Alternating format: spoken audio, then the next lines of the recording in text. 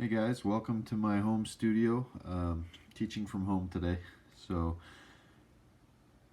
we'll go ahead and get started here. We're going to talk today about learning to draw accurately. Hasn't been something we've really emphasized a whole lot. We've done those skull assignments where you were drawing skulls and we were focusing on line quality. And with the 1-point perspective room, we were following some rules of perspective. But for today, for this activity, we're going to learn about some techniques to help us to draw accurately, which is a part of drawing. Not all drawing needs to be accurate. There's great drawings that aren't accurate at all. But it's a good skill to have, and the more accurate you can draw, the more freedom you have to make choices later in your artwork. So it's just kind of a part of being a good draftsman and training your eye and your hand to draw accurately. So when you're trying to draw and you're looking at an object and you're trying to observe it, there's basically three different things that you can compare as you're trying to draw. You can compare sizes. I'm going to put that down here. Size. So how big something is compared to something else. In this case, with this crab, you can see that these sizes are a little different on these on the claws, right? This one's a little bit bigger than this one, so we can compare those sizes, and that can help us to make decisions as we're drawing. Another thing you can look at when you're comparing things is angles. So, for example, when you're looking at these legs, this leg pretty much comes straight out to the side, whereas these legs start to come off at different angles. This leg kind of shoots up a little bit, over, down, and down like that. And so as an artist, I can compare those angles and say, oh, I need to make sure that they're not all going the same direction, that they're going in those different angles that we're trying to observe. And the last thing that we can check is positions. So an artist wants to be able to make comparisons, and this is the one that we're going to focus on mostly today.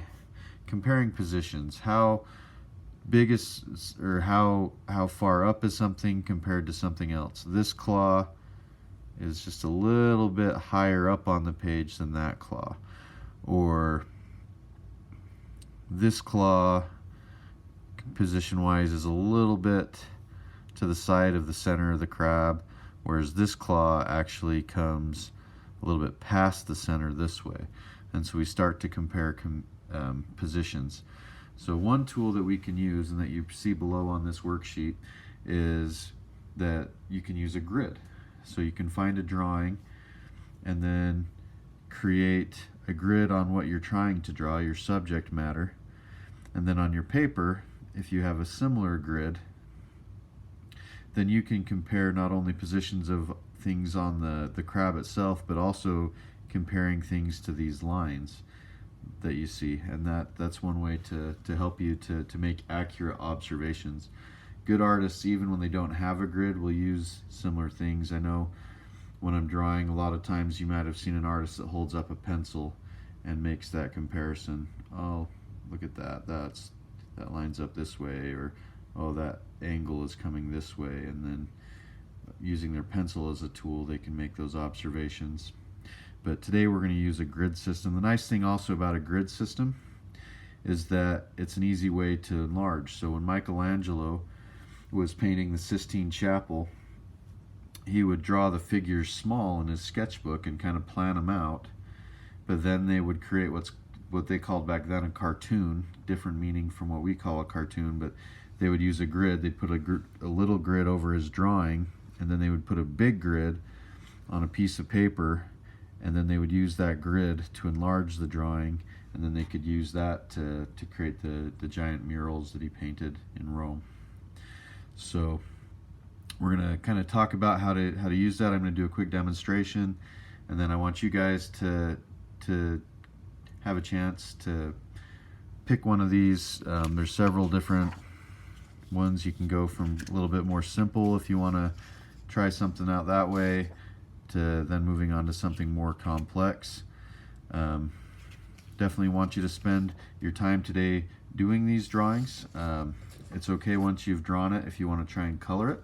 But you can come back in and even color it as well, make it look good. You are going to turn these in, and I expect at least to have one really good one finished from every student. And if you finish and have a little extra time, pick a different one and do a couple of these to practice this skill of measuring size, angles, and positions. So let me kind of jump into this one and show you how I would get started, and then even kind of finish one up. So we're gonna draw this crab down on this box, and I'm gonna start by comparing some positions that we just talked about.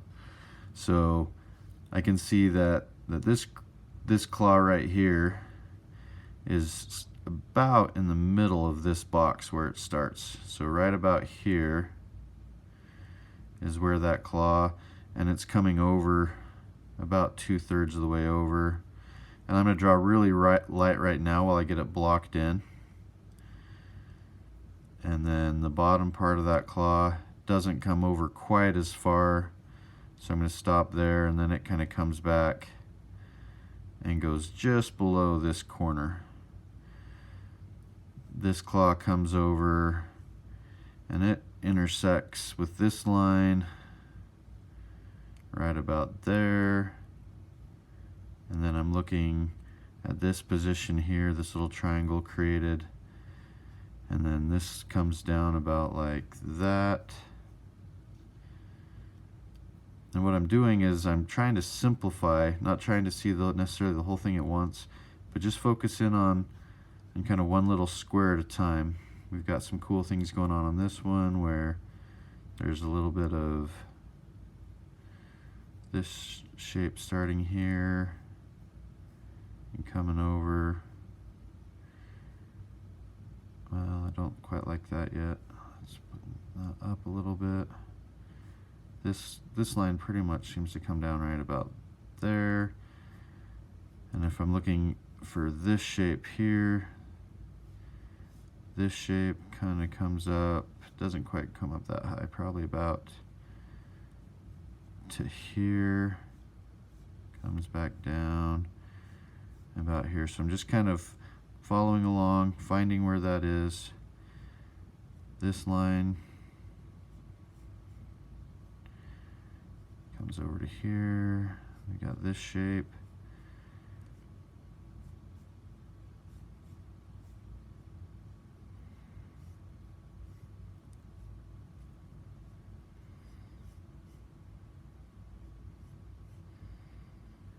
About to there.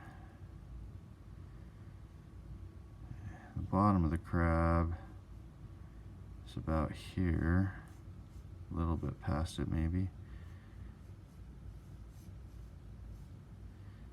And it comes up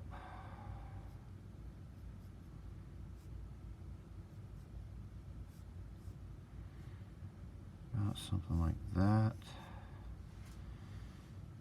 And this arm is over about like that. Once you've got the big shapes in, you can come in and find some of the smaller, more details. Still gonna keep it pretty loose while I'm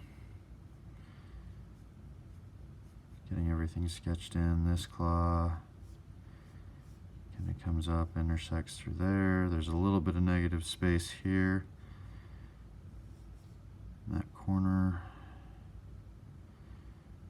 comes through to about there, and then comes down and connects into that arm. Move that a little bit like that. Make some adjustments where I need to.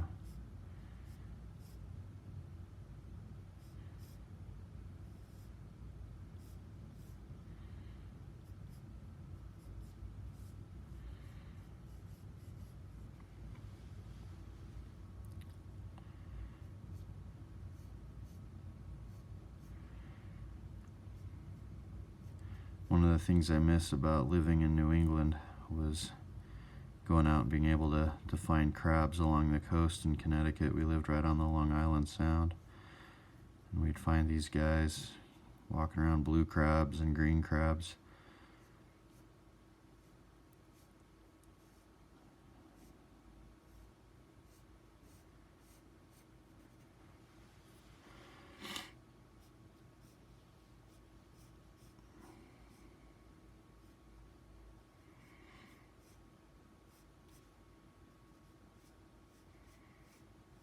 I'm just going to draw a line for now to indicate the direction of these legs till I get them. Should be up a little higher for that one.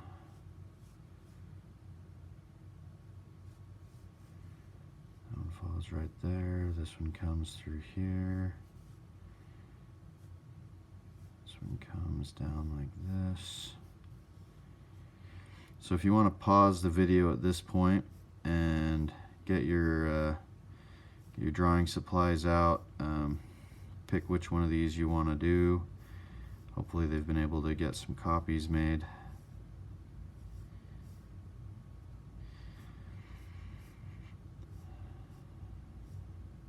Hopefully you kind of get the idea of how this works. So you'll just kind of come in. I can double check. I feel like I've got basically everything sketched in, and now I can come in and start adding some of this cool detail that's in here. But get it blocked in first, get the big shapes, constantly be comparing the positions, and you'll find this is a pretty good tool to help you start to see and draw more accurately. So go ahead, give this a shot, and like I said, if you finish one, go ahead and try another one. Do one that you really like, and then we've got plenty of colored pencils and markers and things colored in, make it look really nice. Be sure to put your name on it, and you'll turn these in, and I'll take a look at them when I get back. So thanks for working hard today, and we'll see you on Thursday.